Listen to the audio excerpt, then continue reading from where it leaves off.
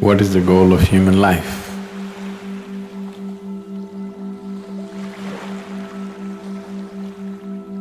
What is the purpose of human life? Or in other words, why life? That's a question. When it comes to life and existence, you never ask why. When it comes to fundamental existence, you never ask why.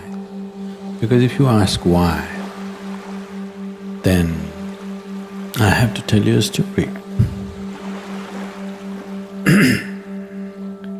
When I say a story, even if it's a real story, a real story, whatever I speak, if it is not in your experience, it is just a story.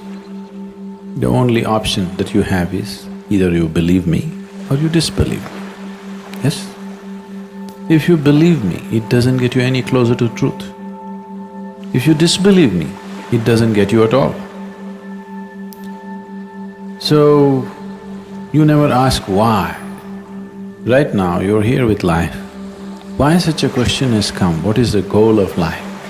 Because the process is not enough, isn't it? Yes? The process of life is not enough somehow. Suppose you were bursting with ecstasy every moment of your life, such a question would never come. What is the goal of life? Because to live is the goal of life. To live and to live totally. To live totally does not mean party every night. To live totally means when you are here, you must experience all aspects of life and go. Whatever this is, every aspect of what this is must come into your experience before you fall dead, isn't it so? Yes? This must happen, isn't it so, for every human being? Or do you want to just experience 10% of you and go away?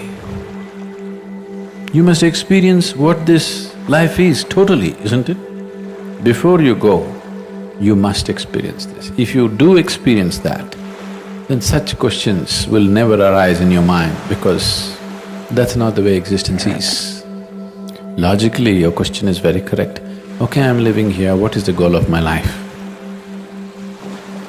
If I tell you the goal of your life is you must attain to God, so we are making lots of assumptions, isn't it? We are making assumptions about various things which are not yet in our experience, isn't it? The moment you make assumptions about things which are not in your experience, you will become hallucinatory. 99% of the world's religion is hallucinatory, please see. Because you're assuming things that are not in your experience and working with that which you have assumed. The moment you give power to things that you have assumed, your mind will just fly off into all types of imagination and it'll be more real than real. So your imagination can be more real than real, isn't it so? You go and sit in a cinema, it is just two-dimensional, just play of light and sound. But its impact is much more than the life itself, isn't it so? Yes? You went and sat in an IMAX theater? Its impact is bigger than life, isn't it? But is it bigger than life? Do you think so? Is it really bigger than life? Not at all. It is just that imagination has such power. Imagination, thought, emotion, all these things are a way to pave the way. Now I have a thought, I want to go to New York. This paves the way. Once I say, I want to go to New York, now, okay, how to go? Shall I buy the ticket? Shall I walk it? What shall I do? Shall I drive? It's paving the way. But if I sit here and go on thinking New York, I'll never make it. Thought is not a reality that takes you there. It only paves the way, it makes you willing, that's all. Yes? Thought and emotion only makes you willing, it's never the real thing. But once you start giving too much significance to your thought and emotion, it starts seeming like as if it's the real thing. More real than the real. What you're thinking in your head is more real than what's around you, isn't it so? Yes? That's the whole problem with life right now, that your thought and emotion has become a bigger reality than reality itself. Now, this is like, if you go probably in the countryside, there'll be… what do you call them? We call them handpost. What do you call them here? A handpost? What do you call it? Something… a marker? A signpost, okay? So, these are called handposts usually because they used to be made like hands at one time, like this it used to be. Have you seen them? Like this, it says this way to New York. So, you go and sit on this and you think you're in New York. That's not New York, isn't it?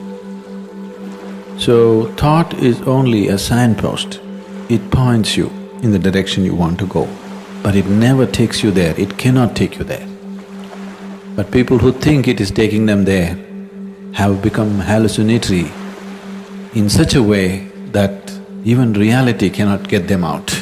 Even if you poke them with a knife, they will not know, they're somewhere else. Their thought and emotion is far more important than that.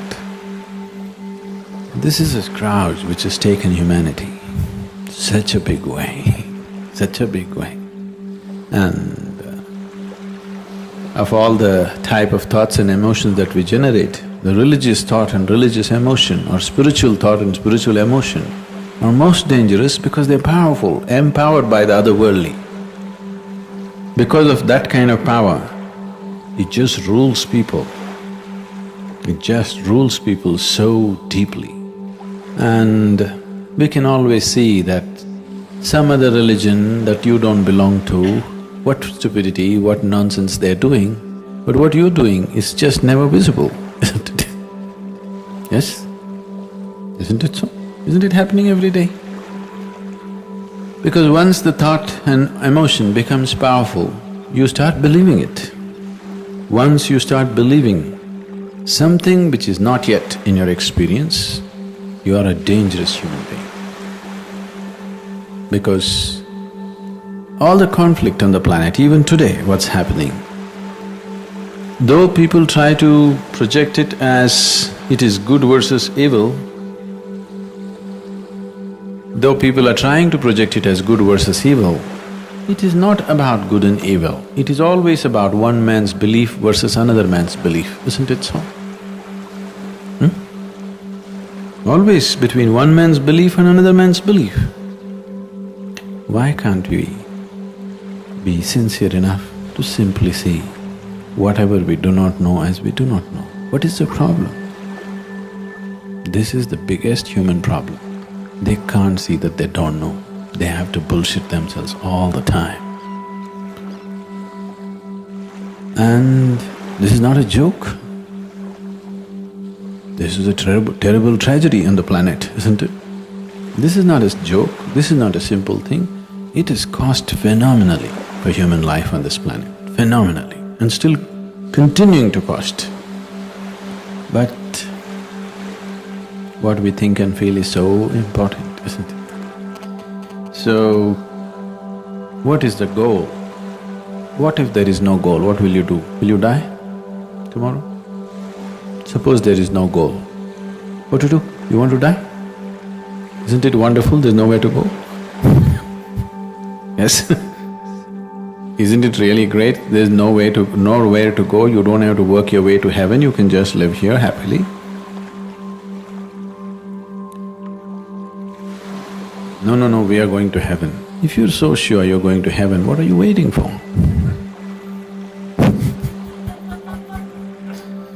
If you're so dead sure you're anyway going to heaven, what are you waiting for? I can't understand the logic. Huh? Waiting for the ticket. All you have to do is go and cut your throat in front of the temple. You understand? Whichever is your favorite temple, it'll happen. People 100% believe after I die, I will go to the lap of God. If you're going to the lap of God, you should not delay it. Really? Isn't it so? Such a sacred duty, can you delay it? You must go today, not even tomorrow. No, you want to live long. So why are you postponing such a wonderful opportunity? That's because you're full of bull. You tell yourself things which are not yet a reality for you. I'm not questioning whether these things exist, not exist, but it's not yet a reality for you. If you talk about things which are not yet a reality for you, to put it very bluntly, it just amounts to lying. This lying has cost phenomenally for individual human beings and for the whole humanity in a big way.